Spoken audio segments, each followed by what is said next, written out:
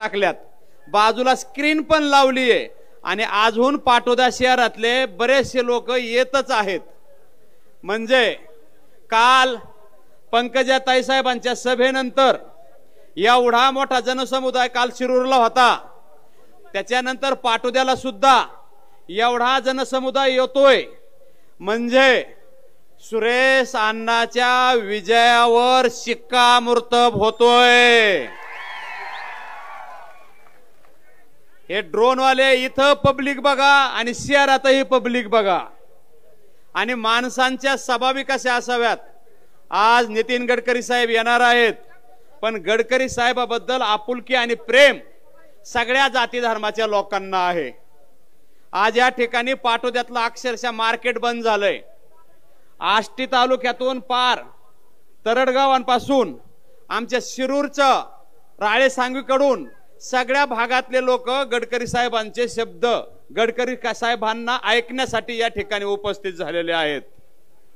मी स्वतः नागपूरला शिकायला होतो, नेतृत्व कसं असावं लागतं त्याचं एक उत्तम उदाहरण म्हणजे नितीन गडकरी साहेब आहेत। जेव्हा मी नागपूरला शिकायला होतो तेव्हा त्या नागपूरमध्ये कसलाच विकास नव्हता। आज नागपूरला गेल्यानंतर नागपूर हे मुंबई नंतर अतिप्रगत शहर म्हणून विकसित झालंय। विदर्भाचा विकास करण्यामध्ये गडकरी साहेब जेव्हापासून या केंद्रामध्ये गेले, राज्यामध्ये त्यांचं जे स्थान आहे आणि विकास काम करणे हा एकमेव उद्देश घेऊन या राष्ट्रहिताचं काम करणारे नेते म्हणजे नितीन गडकरी साहेब आहेत।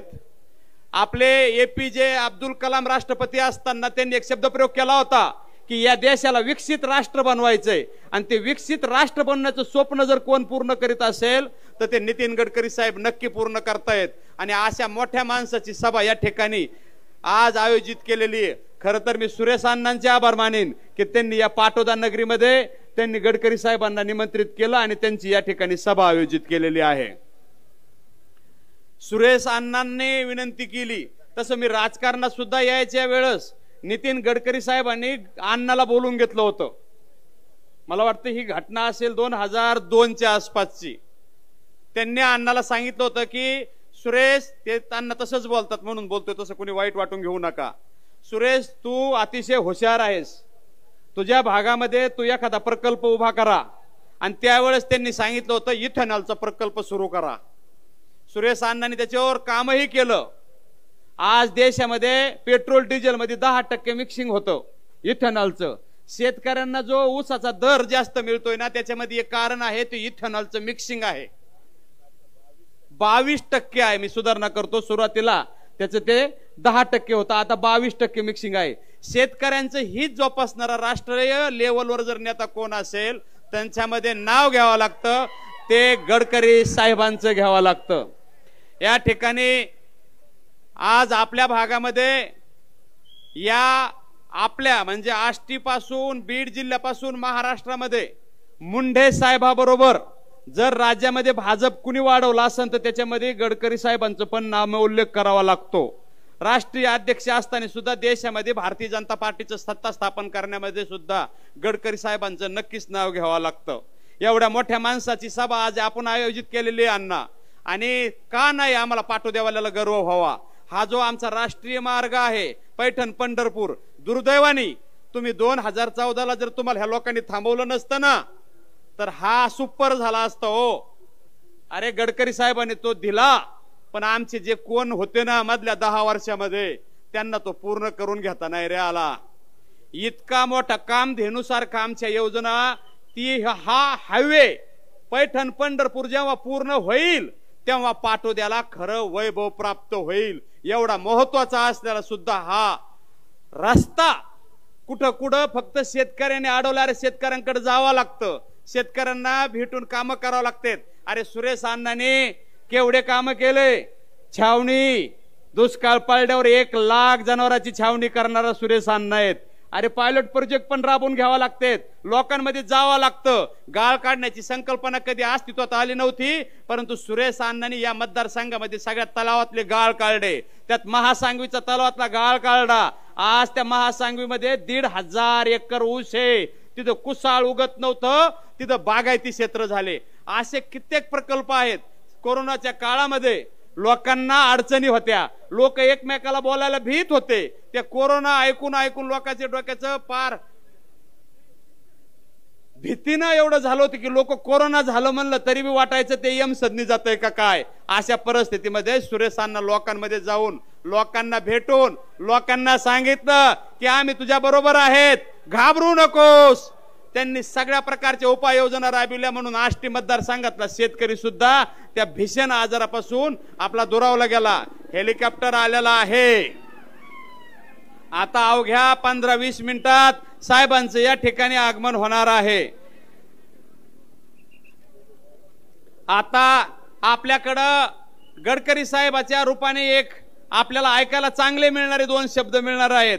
आपल्या सगळ्याला एक विनंती करतो, आपल्या भागामध्ये सुरेश अण्णांना आपण संधी दिली पाहिजे. हा काय होतंय आपल्याकडे काय कळत नाही. चांगल्या चांगल्या माणसाला निवडणुकीमध्ये थांबवायची वेळ येते. ज्याच्यात कर्तृत्व आहे, ज्याच्यामध्ये क्षमता आहे, अशा माणसाला जर आपण थांबवलं तर आपल्या भागाचा विकास होत नाही. सुरेश अण्णांमध्ये सगळे गुणवान नेतृत्व आहे, सगळ्या परिस्थितीत लढण्याची क्षमता आहे. आपल्या भागामध्ये निधी खिचून आणणार, आपल्या भागातल्या शेतकऱ्यांचं ऊसतोड कामगाराचं जीवनमान उंचावण्यासाठी ते निश्चितपणे चांगलं काम करू शकतात, याच्यात कुणालाही शंका नाही. आज बॅलेट पेपरवर जेवढे लोक आहेत ना, त्याचं आत्मपरीक्षण करा. त्या बॅलेट पेपरवर असणाऱ्या लोकांमध्ये चांगला माणूस कोण आहे, कामाचा माणूस कोण आहे हे बघा रे दादो. बऱ्याचशा वेळेस हे व्हॉट्सअप बिटसअप जरा घोटाळा घालतोय. हे जातीपातीच्या राजकारणामध्ये चांगले चांगले माणसं माग पडायला लागलेत. याचा विचार करा. आपण आपल्या भागामध्ये चांगला माणूस जर निवडून दिला तरच आपल्या भागाचं हित जोपासलं जाऊ शकतो. जो माणूस मुंडे साहेबाच्या तालमीत तयार झालेला आहे, ज्यांना पंकजाताई साहेबांची साथ आहे, अशा माणसाला जर आपण निवडून दिलं तर भविष्य काळामध्ये आपल्या भागामध्ये सगळ्या सुख सुविधा निर्माण होऊ शकतात. एकतर आपण ऊसतोड कामगाराचा एरिया म्हणून ओळखला जातो. या भागामध्ये जर चांगले दिवस आणायचे असतील तर येणाऱ्या या विधानसभा निवडणुकीमध्ये आपल्याला सद विवेक बुद्धीने चांगल्या माणसाला साथ देण्याची गरज आहे. आता निवडणुका झाल्या तुमच्या लोकसभेच्या. आज जर त्या लोकसभेच्या निवडणुकीमध्ये पंकजाताई साहेबाला आपण सगळ्यांनी मिळून निवडून दिलं असतं तर ते केंद्रात रुबाबात मंत्री झाले असते रे दादो. तशीच परिस्थिती आहे. चांगल्या माणसाच्या साथ द्या. हे इलेक्शन मध्ये 2-4 दिवस आपल्याला कुणीतरी हिप्नोटाइज करतय, कुणीतरी जातीपातीक ही निवडणूक घेऊन जातय, हे सोडा. सुरेश अण्णा तयार झालेला माणूस आहे. सुरेश अण्णा आपल्या समस्या जाणून घेणारा माणूस आहे. सुरेश अण्णा सगळ्याच्या सुख दुःखात जाणारा माणूस आहे. सुरेश अण्णा या भागामध्ये या आता जे इथं या मंडपामध्ये आणि मंडपाच्या बाहेर जेवढे लोक आहेत ना, तेवढ्या लोकांनी छातीवर हात ठेवून सांगा, सुरेश अण्णा एवढा कर्तृत्ववान माणूस, सुरेश अण्णा एवढा आपल्यात सहभागी होणारा माणूस, सुरेश अण्णा एवढा आपल्या सुख दुःखात येणारा माणूस दुसरा कोणी आहे का? एकदा मी घोषणा देतो, तेवढी घोषणा हात वर देऊन करा. सुरेश अण्णा तुम आगे बढ़ो, पंकजा ताई साहेब तुम आगे बढ़ो, नितिन गडकरी साहेब तुम आगे बढ़ो, भारतीय जनता पार्टीचा धन्यवाद. या ठिकाणी शिडी कुठंतरी ती शिडी बाजूला काढायची विनंती करतायत. या ठिकाणी प्रवेश घ्यायचे आहेत. अक्षय जाधव, गोवर्धन सानप आणि संदीप डिडूळ. गोवर्धन सानप यायचे पण सध्या अक्षय जाधव आणि संदीप दादा डिडूळ, आबू शेठ आणि अण्णा हे दोघ. हे पहा, स्टेजच्या डाव्या बाजूला जे कार्यकर्ते उभे आहेत त्यांना विनंती आहे की कॅनवा यायचा आहे, साहेबांच्या गाडीला येण्यासाठी रस्ता द्यायचा आहे. लालासाहेब शिंदे हे या ठिकाणी आपलं मनोगत व्यक्त करतील. एक मिनिट. हे पहा, एखाद्या वेळेस गडकरी साहेब जर आले ते मला पॅड द्या इकडं.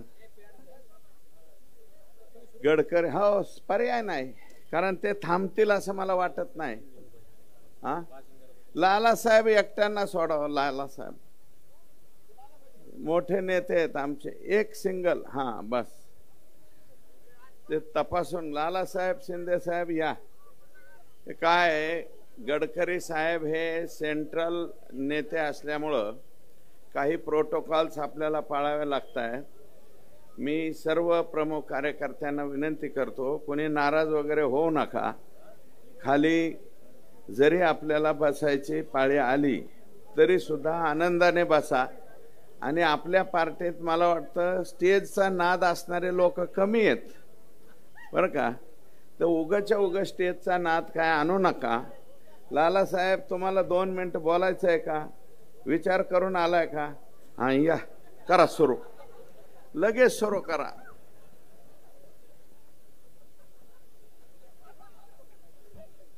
(231) आष्टी विधानसभा, आष्टी पाटोदा शिरूर मतदारसंघाचे आपले लाडके उमेदवार आदरणीय सुरेश धस अण्णा यांच्या प्रचारानिमित्त इथं फार मोठी सभा जमलेली आहे. आणि मी या सर्वांची माफी मागून सन्माननीय व्यासपीठ सुरेश अण्णा धस आणि मी आपणासमोर 2 शब्द म्हणलं की छातीवर दडपण आलं, कारण अण्णांच्या बाबतीत बोलायचं म्हणलं तर 2 मिनिटात कधी शक्य होत नाही. तर मित्रांनो, येत्या 20 तारखेला आपल्याला 3 बाजूने विचार करायचा आहे.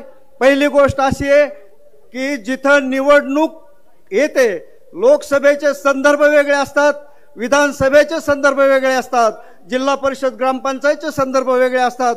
तर आपण लोकसभेला ज्यावेळेस त्या बाजूने विचार केला, काहींनी वेगळं मतदान केलं असेल, तर आता या ठिकाणी दररोज आपल्या अडीअडचणी, गोरगरिबांच्या अडीअडचणी, सुखदुःखात जे सहभागी आहेत असे उमेदवार आहेत. आणि बाकीचे जे उमेदवार आहेत त्यांची नावं घ्यायची सुद्धा मला इच्छा नाही. तर जसं शिकारीसाठी नाग बेळात दडून बसलेला असतो, बाहेर डोकं काढतो उंदीर आला का, बाहेर डोकं काढतो उंदीर आला का, अशा पद्धतीने बाकीचे उमेदवार, अरे बापरे विधानसभा लागली, अरे बापरे विधानसभा लागली, अरे बापरे विधानसभा लागली, अशा उमेदवारांचा आपण विचार सुद्धा करायचा नाही. म्हणून येत्या 20 तारखेला आदरणीय अण्णा या सर्व समाजातील तळागाळातील लोकांसाठी काम करणारे नेतृत्व आहे, त्या नेतृत्वाला आपण पुन्हा एकदा संधी द्यावी अशी मी कळकळीची विनंती करतो. आणि कमळ या चिन्हावर 20 तारखेला बटन दाबून अण्णांना प्रचंड मताने विजयी करावे अशी मी विनंती करतो. स्टेजच्या बाजूला सर्व लाऊडस्पीकर भोंगे बंद आहेत, तरी मंडपवाल्यांनी तात्काळ ते चालू करावेत. ते पुढचे साहेब येणार तिकडून. पलीकडचा आवाज बंद आहे, चालू आहे ना? फोन आलता त्यांना, काय माहिती, मला 2 फोन आले. ह्यांना फोन आलाय. हे पाटोद्याचे माजी नगराध्यक्ष आहे, यांना नको तेव्हाच फोन येतो. करणार तरी काय, आता फोन आले. आता वय बरंच झालंय त्याच्यामुळं फोनचं वय राहिलेलं नाही तुमचं. हा, तर या ठिकाणी आदरणीय गडकरी साहेबांचं आगमन. हे बघा इकडचा, ए बाबा माईकवाला बघा ना, इकडचा आवाज येत नाहीये म्हणता. हे हे हे करणार. हा इकडं कर. आता आलं का? इकडलं लगेच इकडं घुमवायचं. हा, शंकरराव आभारी आहे. हा,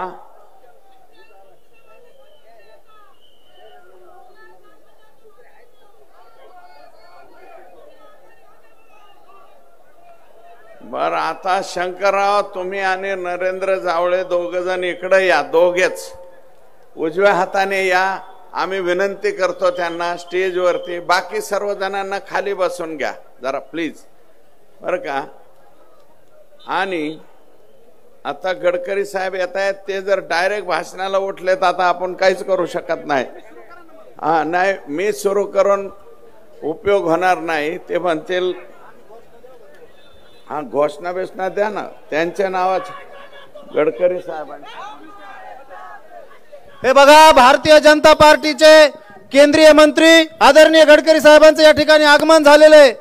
आपल्याला मी घोषणा देतो, आपला आवाज विरोधी उमेदवारापर्यंत गेला पाहिजे। भारतीय जनता पार्टीचा, भारतीय जनता पार्टीचा, नितीन गडकरी साहेबांचा। गडकरी साहब तुम आगे बढ़ो, गडकरी साहब तुम आगे बढ़ो। अरे आष्टी का आमदार कैसा हो, अरे आष्टी का आमदार कैसा हो। सुरेश अन्ना तुम आगे बढ़ो, सुरेश अन्ना तुम आगे बढ़ो।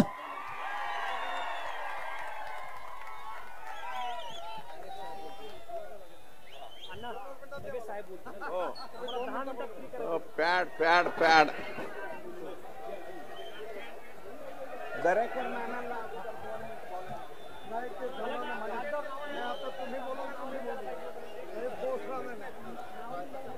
नानांना 2च मिनिटं बोलायला होतं। हा नाही नाही ते काय म्हणतायत साहेब, लगेच चला तुम्ही 2 मिनिटं बोला। 2च नाही होणार। आज या ठिकाणी 231 मतदारसंघाचे उमेदवार सुरेश अण्णा धस यांच्या प्रचारासाठी केंद्राचे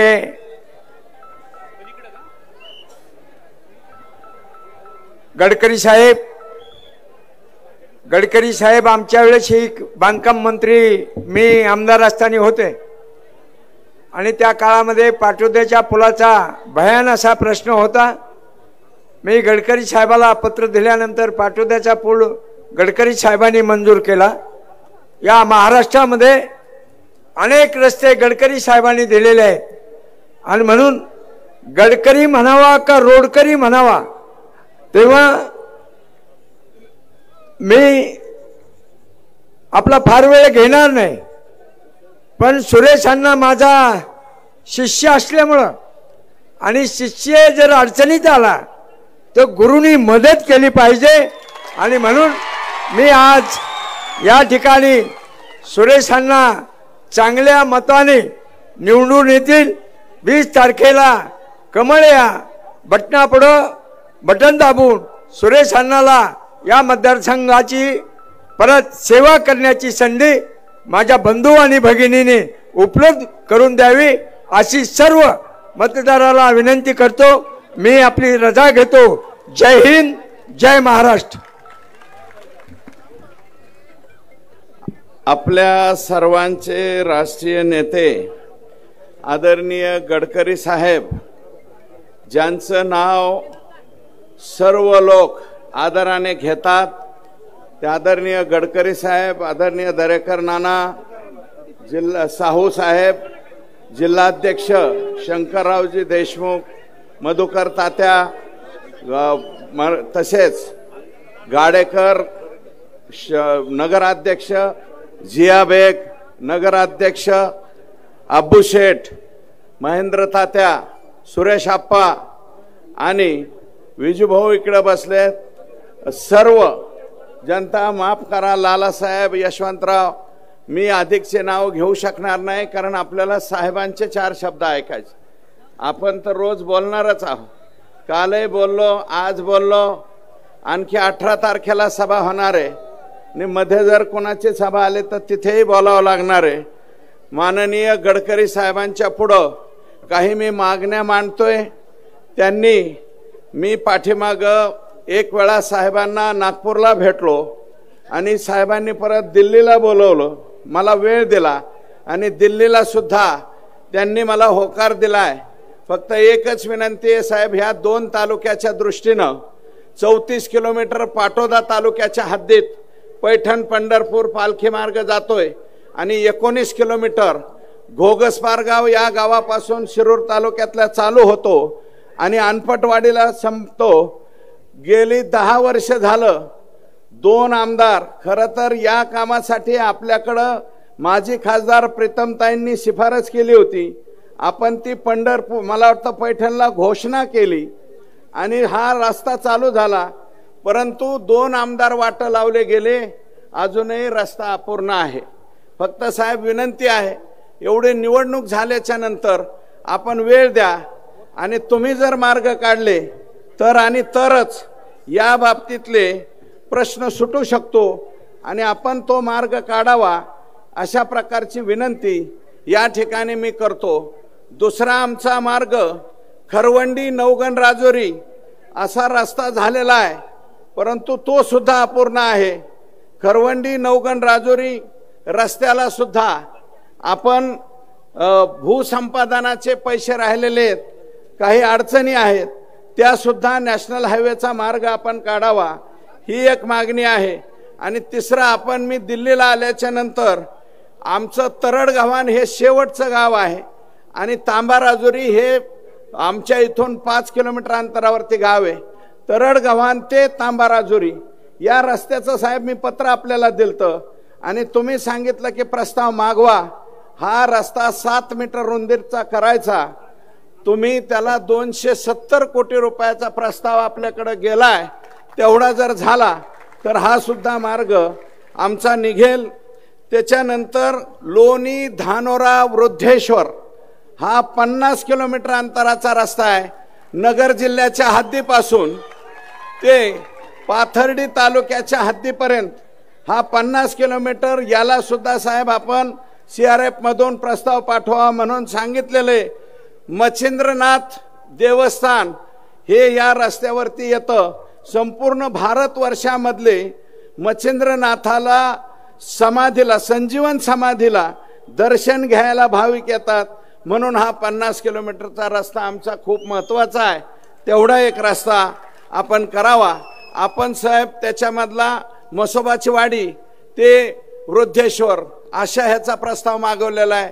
विनंती आहे की हा रस्ता लोणी पासून इथपर्यंत व्हावा, ही सगळ्या भाविकांची आणि सगळ्या जनतेची मागणी आहे. तो एक रस्ता करावा.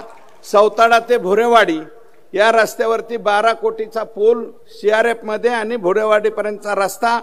हिंगणीच्या शेजारी मिरजगावला जाताना एक 10 कोटीचा ब्रिज. कानडी बुद्रुक या गावाला एक 5 कोटीचा ब्रिज आणि साकत हे लोणीच्या पुढचं गाव आहे. जवळपास साहेब 10 कोटी रुपये लागतील. 2 जिल्हे जोडणारा हा ब्रिज आहे. याला एक मंजुरी आपण द्यावी. आणि आता विंड पॉवरची मोठ्या प्रमाणात कामं सुरू आहेत साहेब. आपणच दिल्लीमध्ये मार्ग काढला. हे विंड पॉवरवाल्यांनी कामं बंद केली होती, परंतु आपण पत्र माननीय राजनाथ सिंग साहेबांना दिलं. त्याच्यामधला अर्धा मार्ग निघालाय. निवडणुकीच्या नंतर वेळ द्या. जर पूर्ण मार्ग निघाला, 300 मेगावॅटचा मार्ग मोकळा झालाय, अजून 300 मेगावॅटचा मार्ग जर मोकळा झाला तर तालुक्यातलं खूप मोठं काम होईल. एवढं करावं. आणि साहेब आपल्याच आदेशाने कडा येथे आंबेडकर साहेबांचा, बाबासाहेबांचा पुतळा सेंटरला घेण्याचा निर्णय झालेला आहे. आपलं पत्र खाली आलेलं आहे. इकडून दुरुस्त होऊन खाली गेले. आणि साहेब सुरत चेन्नई रस्ता हा 46 किलोमीटरचा रस्ता आष्टीमधून जातोय. तर त्याच्यामध्ये भूसंपादनाच्या बाबतीत काही अडचणी आहेत. तेवढा एक मार्ग जर काढला तर आष्टी तालुक्यात आणि एक एक्सेप्ट म्हणजे बाहेर निघायचा पॉइंट आष्टी शहरापाशी व्हावा, अशी एक मागणी आहे. शेतकऱ्यांची भूसंपादनं नीटनाटकी झालेली नाहीत असं एक तक्रार आहे. आणि संभाजीनगर पुणे हा जो रस्ता आपण करताय साहेब, त्याच्या क्रॉसिंग भातोडी दौला वडगावच्या पलीकडचं गाव आहे आमचं, भातोडी येथे होतोय. तर आमचं म्हणणं असं आहे साहेब, MSS2 हा 95 साली गोपीनाथरावाजींनी हा रस्ता केला. त्याच्यानंतर आत्ता माग पंकजाताई असतानाच त्याला पैसे मिळाले. मधल्या कालावधीत पैसे मिळाले नव्हते. सर 93 किलोमीटरची लेंथ उकांड्यापर्यंतची सगळं संपवतो साहेब. तर त्या क्रॉसिंगला साहेबांचा सत्कार करा. या ठिकाणी नंतर नामदार नितीनजी गडकरी साहेब आपल्याला सगळ्याला संबोधित करायचे. सर्वांनी टाळ्या वाजवून त्यांचं स्वागत करायचं आहे. बस नको म्हणतात, रागावतील.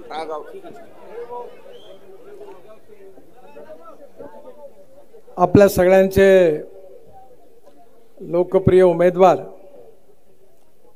मी ज्यावेळी महाराष्ट्राच्या विधानमंडळात होतो, माझे सहकारी आदरणीय सुरेशजी धस, त्याचप्रमाणे मी विधानमंडळात काम करत असताना त्यावेळी आपल्या मतदार क्षेत्रातले त्यावेळेचे आमदार साहेबराव दरेकर, मंचावर उपस्थित भारतीय जनता पार्टी व सर्व पक्षाचे सर्व सन्माननीय नेते मंडळी आणि उपस्थित बांधवांनो आणि बहिणींनो, आता मला अंबडची सभा करून संभाजीनगरला 5:45च्या आत उतरायचं आहे आणि नागपूरला जाऊन 4 सभा आहे. त्यामुळे लवकरच निघायचं असल्यामुळे मी काही कोणाचा सत्कार स्वीकारू शकलो नाही. याबद्दल त्यांचा सत्कार आता मी स्वीकारला असं जाहीर करतो आणि त्यांची सगळ्यांची क्षमा मागतो. आपल्या सगळ्यांना माहिती आहे की ही जी निवडणूक आहे ही सुरेश भाऊंच्या भविष्याची निवडणूक नाही आहे.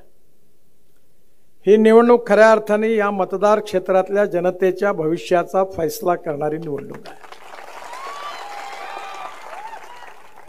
आता सुरेश भाऊंनी जेवढ्या मागण्या माझ्यासमोर केल्या,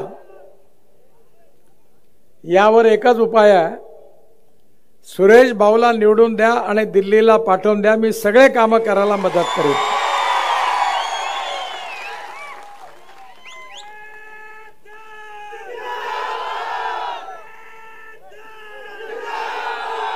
सुरेश भाऊंनी या भागातल्या जनतेशी आपला परिवार म्हणून लोकांची सेवा केली. ज्यावेळी दुष्काळ पडला होता त्या काळामध्ये छावण्या सुरू केल्या. एक प्रकारे इथल्या गोरगरीब जनतेच्या सुखदुःखाशी त्यांचा संबंध राहिलेला आहे आणि मला विश्वास आहे की या भागातले गाव, गरीब, मजदूर, शेतकरी या सगळ्यांचं कल्याण करण्याचं आव्हान त्यांनी स्वीकारलं आहे. मी पण 4 साखर कारखाने चालवतो आणि मला विश्वास आहे की आमच्या सरकारने सगळ्यात मोठा निर्णय कोणता घेतला असेल तर इथेनॉल निर्माण करण्याचा निर्णय, हा ऐतिहासिक निर्णय घेतला. आज जर इथेनॉल नसतं तर 90% कारखान्यांनी दिवाळं पिटलं असतं आणि ते कारखाने संपले असते. आपल्या देशातला शेतकरी केवळ अन्नदाता नाही आहे, तो ऊर्जादाता आहे आणि आता केवळ ऊर्जादाता नाही तर इंधनदाता झाला आहे. इंधनदाता नाही तर डांबर पण तयार करायला लागला आहे आणि येणाऱ्या काळामध्ये आपल्या इथला शेतकरी आता विमान जे उडतात त्या विमानाचं हवाई इंधन पण तयार करणारा होणार आहे. तुम्हाला माहित आहे मी फोकनाड मारणारा नेता नाही आहे. मैं जो बात करूंगा वो डंके की चोट पर पूरी करके दिखाऊंगा. मी जे म्हटलं ते होईल आणि ते झालंय. आणि म्हणून मी तुम्हाला सांगतो की या देशातल्या शेतकऱ्याचं कल्याण करण्यामध्ये आमच्या सरकारने जे धोरणं स्वीकारलेली आहे त्यामुळे गावाचं चित्र बदलल्याशिवाय राहणार नाही. आज कापूस स्वस्त आहे, कपडा महाग आहे, गहू स्वस्त आहे, ब्रेड बिस्किट महाग आहे, टमाटर संत्रा स्वस्त आहे, ज्यूस महाग आहे. येणाऱ्या काळामध्ये आपल्याला सिंचनाच्या सुविधा वाढवायच्या आहेत. मी जेव्हा भारत सरकारचा जलसंधारण मंत्री होतो तेव्हा महाराष्ट्राला 12,000 कोटी रुपये दिले. 6,000 कोटी रुपये प्रधानमंत्री सिंचाई योजनेमध्ये दिले आणि 6,000 कोटी रुपये जे प्रकल्प 50% वरती पूर्ण झाले पण बंद पडले ते प्रकल्प पूर्ण करण्याकरता दिले. मराठवाड्यातले 8 प्रकल्प त्यामध्ये होते. आणि एवढंच नाही, तर आज आता आमच्या सरकारने सगळीकडे सौर ऊर्जा पंपाची स्कीम सुरू केलेली आहे. तुम्हाला माझी विनंती आहे की सगळ्यात महत्त्वाची गोष्ट शेतकऱ्यांना कोणती असेल तर जलसंवर्धनाची गोष्ट महत्त्वाची आहे. आज आमच्या विदर्भामध्ये शेतकऱ्यांनी आत्महत्या केल्या, याचं सगळ्यात मोठं कारण सिंचनाचा अभाव होता. आणि म्हणून मी आपल्या राष्ट्रीय महामार्गाचा मंत्री असताना अनेक ठिकाणी नद्या नाल्याचं खोलीकरण रुंदीकरण केलं. 1000पेक्षा जास्त अमृत सरोवर बांधली. परभणी अकोला कृषी विद्यापीठामध्ये अकोल्यामध्ये 38 तलाव बांधले, आता परभणीमध्ये बांधले. अनेक धरणाची माती काढून ती रस्त्यामध्ये वापरली आणि फुकटात काम करून दिलं आणि जलसंवर्धनाचं मोठं काम आपण महाराष्ट्रात केलं. मला 9 डॉक्टरेट मिळाल्या. त्यापैकी महात्मा ज्योतिबा फुले राहुरी युनिव्हर्सिटीची, बाबासाहेब आंबेडकर औरंगाबाद संभाजीनगरची, त्याचबरोबर परभणी कृषी विद्यापीठाची, पंजाबराव देशमुख कृषी विद्यापीठाची, अशा अनेक डिलीट मिळाल्या. फार सोपं काम आहे. धावणाऱ्या पाण्याला चालायला लावा, चालणाऱ्या पाण्याला थांबायला लावा आणि थांबलेल्या पाण्याला जमिनीला प्यायला लावा. गावातलं पाणी गावात, घरातलं पाणी घरात, शेतातलं पाणी शेतात. जसा आपण आयुष्यभर पैसे गोळा करतो, नोकरी करत असताना दर महिन्याला डिपॉझिट करतो आणि रिटायरमेंट झाल्यावर सगळे पैसे मिळाले की बँकेत डिपॉझिट करतो आणि व्याजावर आपला उदरनिर्वाह करतो, तसं पाणी देखील डिपॉझिट केलं पाहिजे. प्रत्येक विहिरीचा पंप हा उन्हाळ्यात देखील 7 ते 8 तास चालला पाहिजे. आत्ताच मी माझ्या गावाला 3 विहिरी आहे माझ्याकडे आहे. भारत सरकारच्या योजनेतून 7.5 हॉर्स पॉवरचा 3 सोलर पंप आहे, पण केवळ 1च तास पाणी मिळायचं.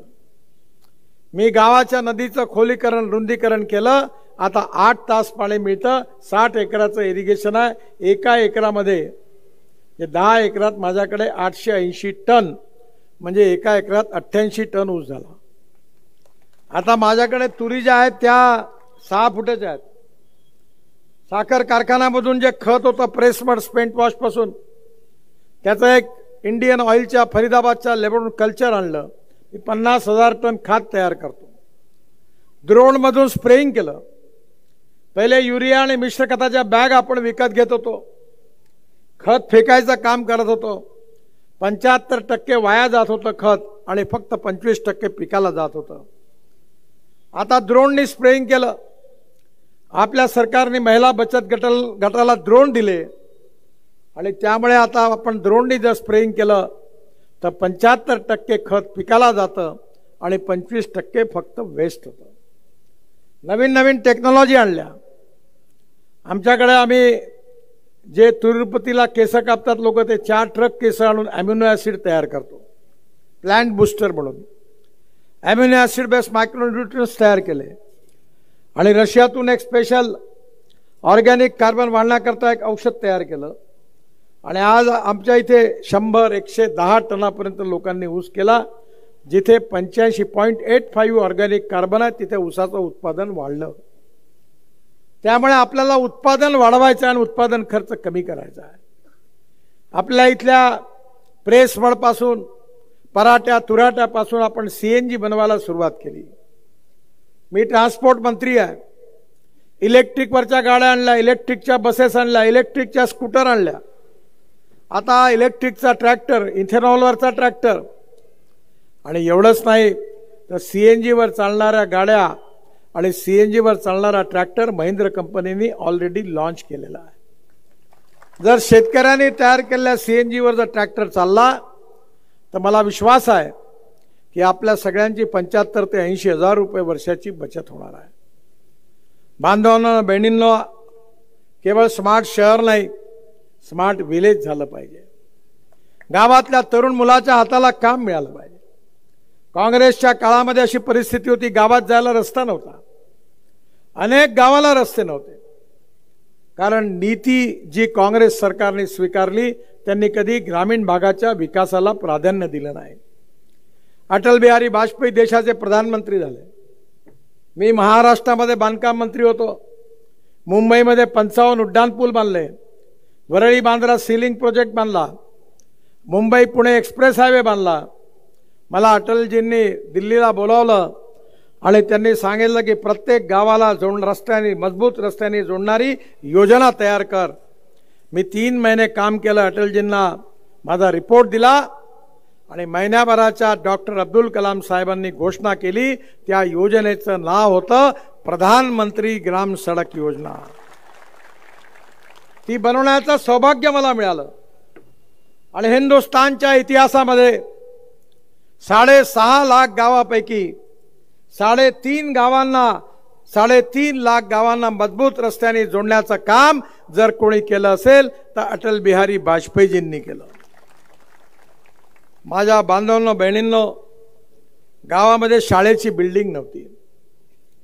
बिल्डिंग असेल तर त्या ठिकाणी शिक्षक नव्हते, शिक्षक होते तर विद्यार्थी नव्हते, आणि तिन्ही होते तर शिक्षण नव्हतं.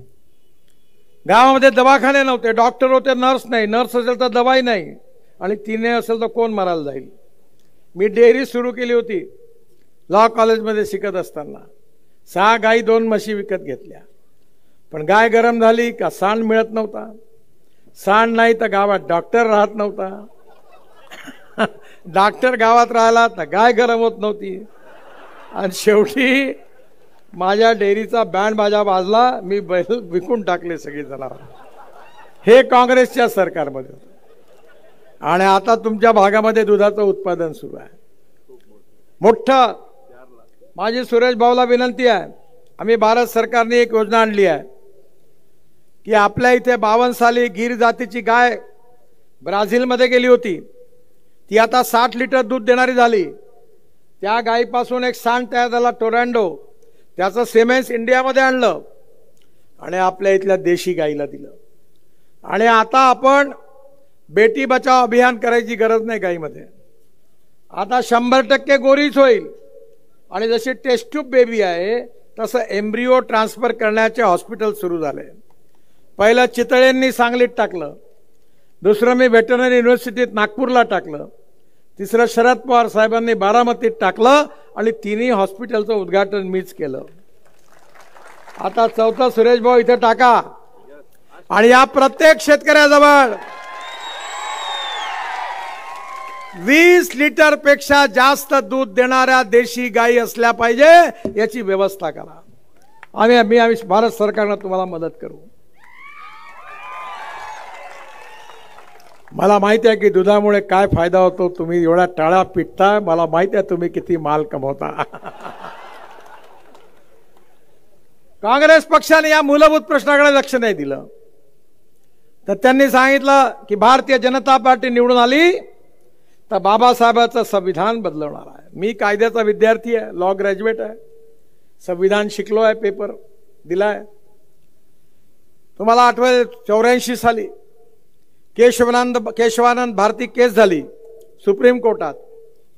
चीफ जस्टिस ऑफ इंडिया आणि त्यांच्याबरोबर 10 न्यायमूर्ती खंडपीठाने निर्णय दिला, आणि त्या निर्णयात असं सांगितलं की silent features of the constitution cannot be change.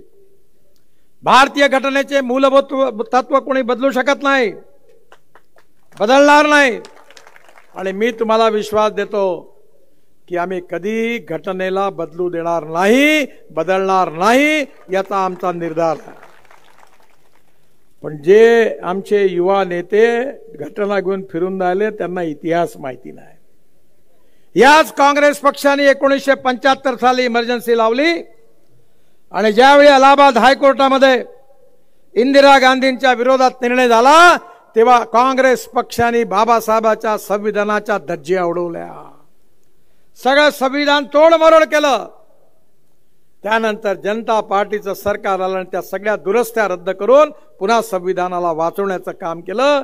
ज्यांनी संविधानाला तोडण्याचं पाप केलं ते तुमच्याकडे येऊन खोटा प्रचार करत आहेत. जेव्हा कन्व्हिन्स करता येत नाही तेव्हा कन्फ्यूज करण्याचा प्रयत्न करत आहे.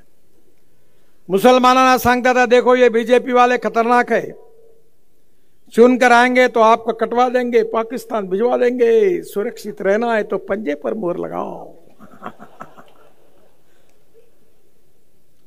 माझ्या बांधवांनो बहिणींनो, आमच्या 67 योजना आहे। गॅस सिलेंडर शेगड्या दिल्या, आयुष्य योजना आहे, आता लाडकी बहन योजना आली। कोणत्या तरी योजनेत लिहिलाय का मुसलमानांनी आणि दलितांनी अर्ज करता कामा नये असं लिहिलाय कुठं? आमच्या योजनांचा फायदा जात पंथ धर्म भाषा सगळ्यांना आहे। सबका साथ सबका विकास सबका प्रयास सबका विश्वास हे सूत्र घेऊन आम्ही काम केलं। मी तर जातीयवाद पाळतच नाही, मी पण लोकसभेत असलो तसं आहे। माणूस हा जातीने मोठा नाही आहे, जात पंथ धर्म भाषा संप्रदायाने मोठा नाही, माणूस हा गुणांनी मोठा आहे। कधी आपण बाबासाहेब आंबेडकरांची जात पाहतो का? शिवाजी महाराजांची जात पाहतो का? महात्मा ज्योतिबा फुलेंची जात पाहतो का? राजर्षी शाहू महाराजांची जात पाहतो का? कधी आपण तुकाराम महाराजांची जात पाहतो का? ज्ञानेश्वर महाराजांची जात पाहतो का? एकनाथ महाराजांची जात पाहतो का? गाडगे महाराजांची जात पाहतो का? नाही पाहत, कारण माणूस आपल्या कार्याने श्रेष्ठ आहे। या समाजातली छुवाछूत अस्पृश्यता जातीयता समूळ नष्ट झाली पाहिजे। मानवतेच्या आधारावर आर्थिक समता आणि सामाजिक समता प्रस्थापित झाली पाहिजे, हेच तत्व बाळगून आम्ही काम करण्याचा प्रयत्न केला। आणि म्हणून माझी आपल्या सगळ्यांना विनंती आहे की यावेळी या मतदारसंघामधून आपण सुरेश भाऊंना प्रचंड मताने विजयी करा आणि त्यांना आपली सेवा करण्याची संधी द्या आणि तुमच्या भविष्याचा फैसला योग्य प्रकारे करून या आष्टी मतदारसंघामध्ये ऐतिहासिक विकास सुरेश भाऊ केल्याशिवाय राहणार नाही। आणि रस्त्याची जेवढी कामं आहेत त्याची गॅरंटी माझी आहे। 100 बीमारी का एक ही इलाज। सुरेश भाऊंना निवडून द्या। धन्यवाद।